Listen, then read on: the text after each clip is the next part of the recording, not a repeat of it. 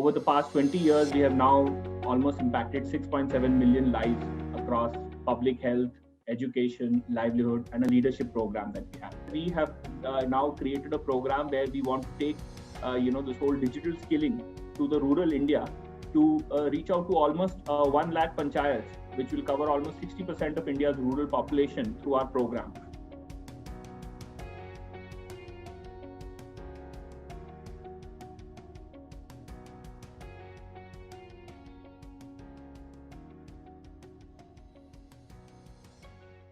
So today we're joined in conversation with Mr. Kamesh Sanghi, who is the Director Livelihoods at American India Foundation, where he is responsible for strategy, planning, partnerships, implementation, team mentoring, and business development for AIF's livelihoods programs. So these programs, AIF has benefited close to 1.5 lakh marginalized and vulnerable youth and women. Mr. Sanghi has 2 decades of impressive and well-rounded leadership experience in the skilling sector, spanning multi-sectoral, government-funded industrial projects, education and skill development. Using his passion, energy, and entrepreneurial drive, Mr. Sanghi has successfully established 22 educational institutes and 15 skill development centers across 12 states in the country. Thank you so much for joining us, Mr. Sanghi. It's a pleasure to have you today. Thanks a lot, Deepak. Pleasure is mine. Same here. And just to start the conversation and set a context for it, so could you elaborate on the American India Foundation's work in the country and share what you are currently working on as a part of the livelihoods domain? Sure. So American India Foundation was founded in 2001 at the behest of President Bill Clinton when he called up, when he had a conversation with Prime Minister Atal Bihari Vajpayee during the Bhuj earthquake. And, Mr. Atal Bihari Vajpayee wanted a platform or an opportunity where American philanthropy could reach the Indian sectors, in the Indian social sectors. So that's where American India Foundation was created as a bridge between American philanthropy and the Indian social domain. Over the past 20 years, we have now almost impacted 6.7 million lives across public health, education, livelihood, and a leadership program that we have. At AIF, we believe poverty is multidimensional, and so taking a holistic, integrated approach to solving the problems for the marginalized people, especially women, children, youth, is what our focus is. I specifically am focusing on the livelihoods program, where essentially our core focus is how we can undertake income enhancement for the marginalized community. We also have a very strong focus on the most marginalized communities, so to say. Within livelihoods, we have 2 broad programs called the Market-Aligned Skill Training and the Ability-Based Livelihood Empowerment. So the Market-Aligned Skill Training, as the name suggests, is a market-oriented, demand-driven skilling program. And the Ability-Based Livelihood Empowerment focuses more specifically on the issues and challenges that persons with disabilities face, and how we can skill them, how we can create an advocacy effort, how we can create employment opportunities for them. So that is the primary 2 focus areas that we have.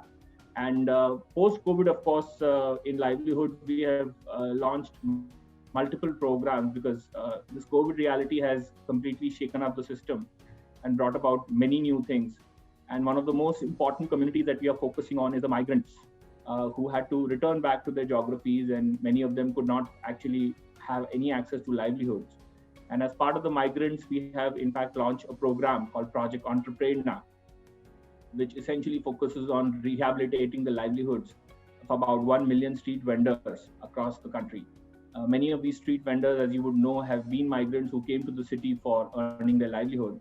And the lockdowns completely crushed their businesses. And so they are now without any money, without any access to capital. And of course, the whole aspect about them being, kind of exploited because of the very nature of their work has been there. So it has been a big focus area that we have taken up under this as a post-COVID response. Great.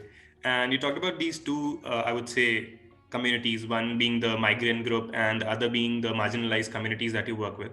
So since COVID has already kind of, hindered the face-to-face process of training or skilling of these people or any person for that matter. So how have you taken the model online and are now approaching these activities of skilling? Yeah, so See, for us, transition to the online domain was particularly challenging because, since we deal with the most marginalized, not even the marginalized, as I said, the most marginalized is what all the priority is for us in all our projects. And we are focusing on many of the projects which are in rural India, where access of these kind of facilities of internet and smartphone was a challenge. So we did have a major issue, and but we have been able to overcome that. We did a very strong response. First, of course, was the capacity building of our trainers themselves, because our trainers who were hired from a physical face-to-face interaction model. We have never actually profiled online training ability as one of the key skills. So we had to do a capacity building for all our trainers, and we undertook collaborations with multiple partners who are already there in the digital skilling and online skilling domain to build that up. The second challenge that we faced was, of course, the access of internet and smartphones to the candidates. So, there is, while the number of smartphones and the number of internet users has increased, at a family level, you will still see that smartphones are still there with either the parents or the father or the mother. And so the children are not able to access them. And then, if they are able to access only 1 hour, then for us, the purpose gets defeated, because a skilling program has to have 3 to 4 hours. So this is where many of the donors of AIF have really, come up to it and supported us. And we have provided infrastructural support to the students to enable them to access online learning. One of the innovations we did was we provided them with an OTG cable and a keyboard, which could convert their, smartphones into mini computers. So, the whole focus on getting that access to the computer was not there. Then we hired computers at a certain rental per month so that they could be provided to the students, and the practicals could be done at home, given that they could not come to the computer labs that we had created for them. Similarly, we have been providing them tablets for the training duration on a returnable basis, so that the same tablets can then be rotated and be taken to, other students also.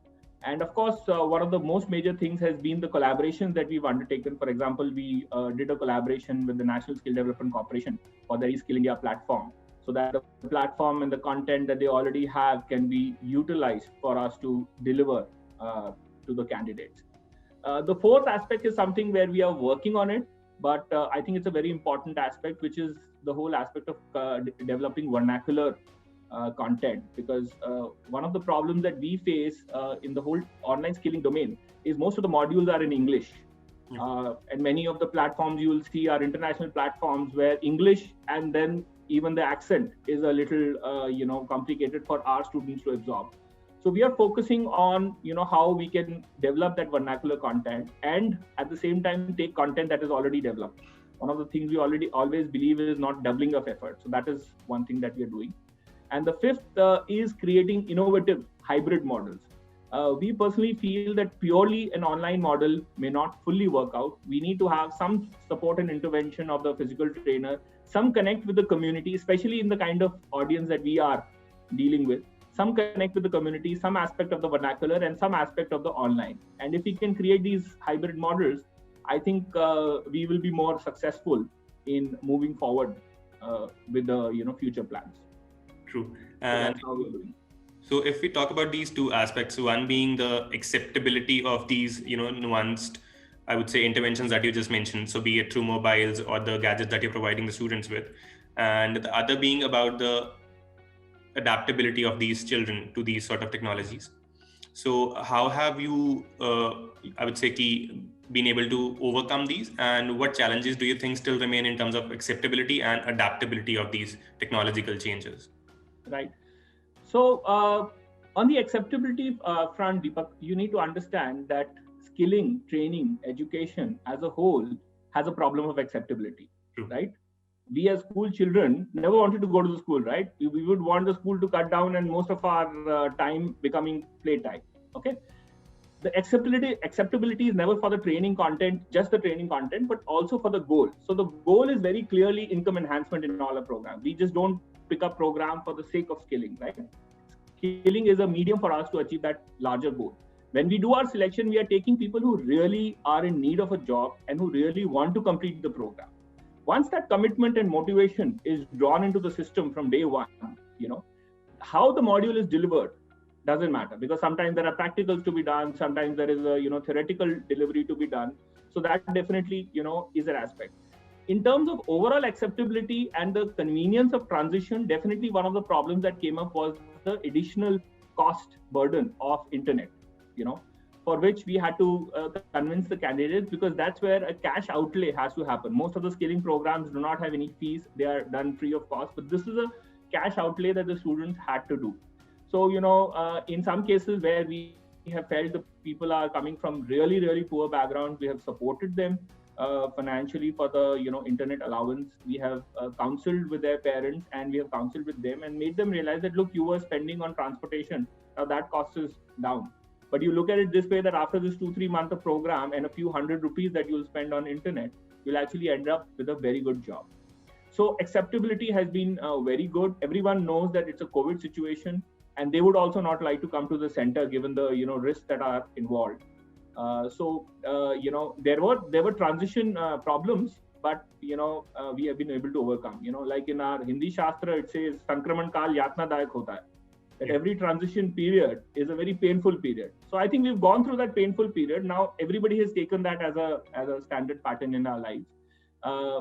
For many of the situations, we have had WhatsApp-based supports in the evening, just so that the online delivery and the bandwidth usage is lesser. So acceptability has come in, but as I said, since the goal is very clear on both the trainer side, the training provider side, as well as the student side, the acceptability has been kind of merged into that, because we are still focused on the same goal of income enhancement. From an adaptability point of view, the new generation is a very adaptable generation. And for all things, technology is something they lap up much more easier than any one of us would have ever done. So definitely they have, taken it up well. Our trainers have been consistently provided capacity building from our end, so that they are also up to it, right? And with all this support of content, of platform, and infrastructure, we have been able to create adaptability. It's not been easy, but I think we are in a very strong position to, in fact, make technology-based delivery as one of our core focus areas going forward. Amazing. And if we talk about the model that you currently even lightly touched upon before in the previous answers, so if you can just expand on the same, and how do you follow it to segregate the livelihood avenues and thereon align and finally scale particular skill-based employment in those regions? Yeah. So Deepak, we started way back in 2007 when skilling as a word was not even mainstream, right? And at that time itself, we had launched this program, which is our flagship program called the Market Aligned Skill Training. As the name very much says, we are a market aligned skilling program. So before we move ahead in any intervention, in any particular project, the proposal design itself has a market scan before we go into the nuances, right? So we go over there, and the market scan assesses the aspirations of the youth. It assesses the demands that exist in that particular market in terms of employee demand, as well as if it's a self-employment or entrepreneurial model that we are looking at, as to what the product demands are.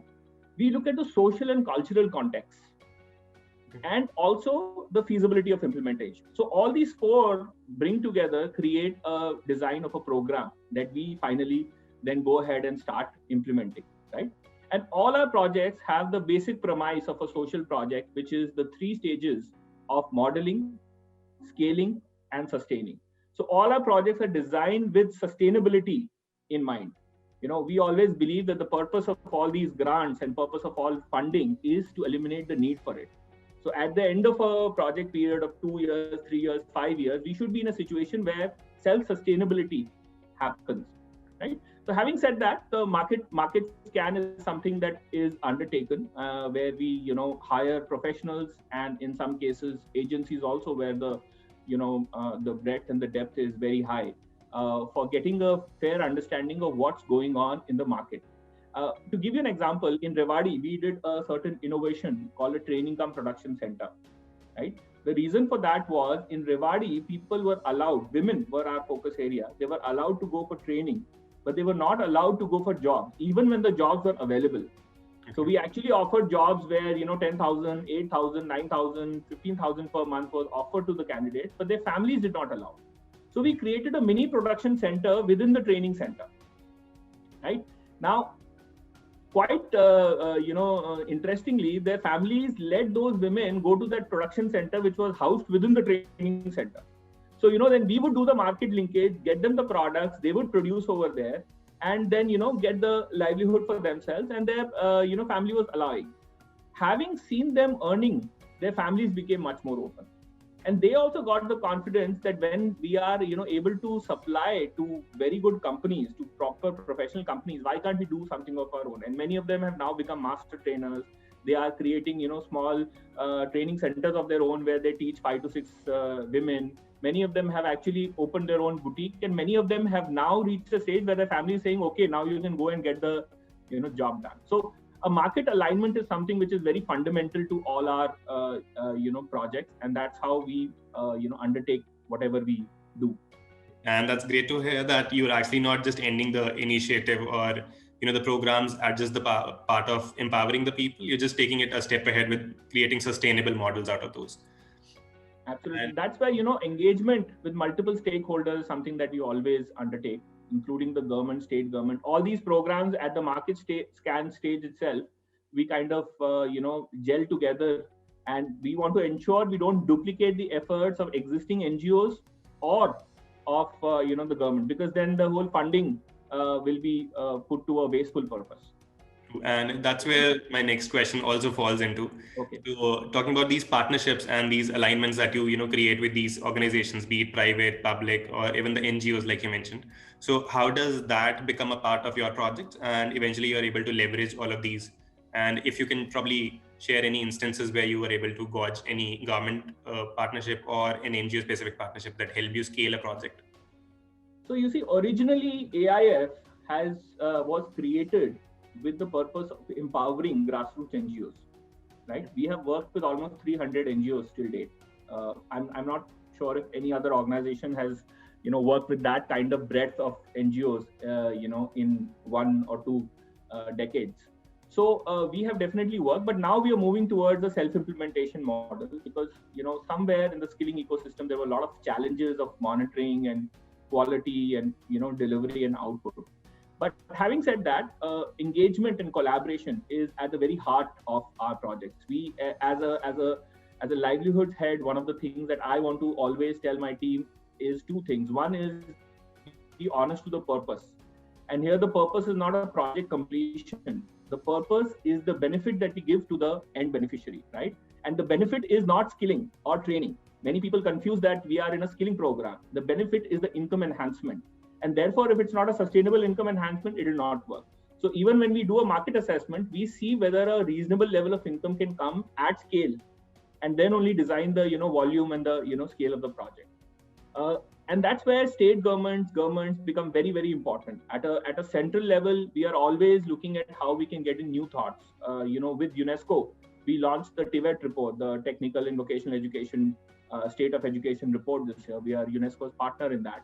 And that's where, one of the recommendations that came out was the massive digitization of vocational and educational training as, a recommendation. And that's where we have now created a program where we want to take, this whole digital skilling to the rural India to reach out to almost 1 lakh panchayats, which will cover almost 60% of India's rural population through our program, and impact almost 50 million beneficiaries in the next 5 years. So, we do a top level engagement with organizations like central government agencies, NSDC, UNESCO, in a state where we are launching now a program for migrants. We are working closely with the Odisha state government. And they are the ones who have identified the areas where we should, have the intervention, because migrants was there, but some of them have now returned back. So we are taking those pockets where migrants still remain. I'm just giving you an example. Similarly, in Kerala, we worked with Kudambashri, which is the Kerala state government's livelihood mission. And we implemented a program where now women are, have created a community kitchen and are able to sell their products on Zomato. And I've got FSSAI registration. And all this program was integrated and implemented very much in discussion with the state government throughout. NGOs, of course, we have always been partnering. Now we are going very selective in working with NGOs. We want to go for people who are specialists in their domains and domains where we don't want to replicate our energy. But overall, we have also created an organization, Section 8 company, which now aligns with the futuristic goals of the government in terms of transparency and CSR norms, called the Market Aligned Skill Foundation, for which I'll be taking the dual responsibility of the CEO also, along with the Director Livelihoods of AIF. And that is going to be our implementing arm, so to say, for this whole group of projects that we are going to be undertaking. So engagement is at the heart of it, and for different things we are engaging with different organizations, as I mentioned earlier. Yeah. Okay.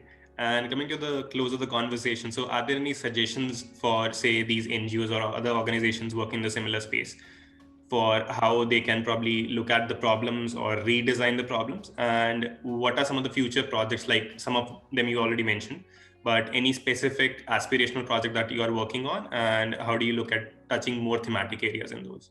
Yeah.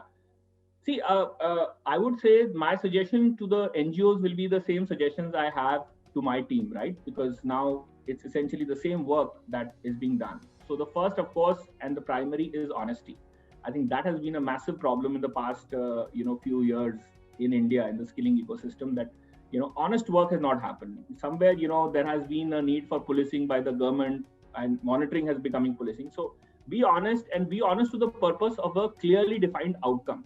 We still believe skilling is at the heart of our work. No, skilling is a medium to achieve income enhancement, and income enhancement may need multiple more things other than just skilling, right? Retention is there, servicing is there, all those aspects come in. So have the end outcome and have a very clear evaluation methodology, where the evaluation can be done in a quantitative way, so that when the project closes, there is confidence, because many stakeholders do not understand the project in its whole gravity.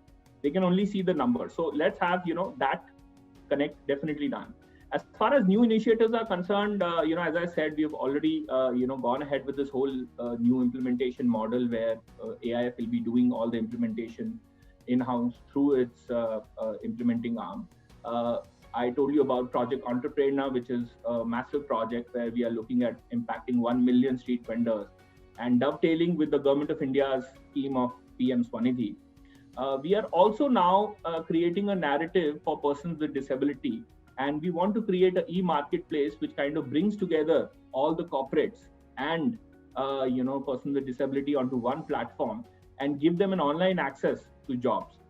We did a dipstick study for one of our projects for persons with disability, in which all these multiple aspects of corporates not being aware of the policies or not getting access to persons with disabilities was something that we profiled. So that is another big thing that we want to take up. We want to ensure that almost 1 lakh persons with disability will benefit out of that. And then, of course, as I said, digitizing and taking rural livelihoods to a next level by capacity building at the community level. When I said a hybrid model, so we want Atmanirbhar Sakhis or self-dependent women at the community level who come from that panchayat to actually become our master trainers to deliver the further training and link those women to livelihood, not just to skilling. So integrating technology and a rural program, we want to go ahead with this program, which will now benefit about 50 million beneficiaries in the next 5 years. So that is what the broad plan of action is. Of course, leveraging technology is going to be a big focus. COVID has created that situation, and AIF is fully committed to creating a model where the most marginalized actually reach their dream of livelihoods. So wonderful. That's what we have. Yeah, wonderful. And that was you've wonderfully summed everything up in terms of whatever you're doing and whatever you're aspiring to do in the domain. And my best wishes to all your projects that are coming along. And thank you so much for joining us again, Mr. Thank you, Deepak. It's a pleasure. I hope you are able to serve more people. Sure. Thank you so much.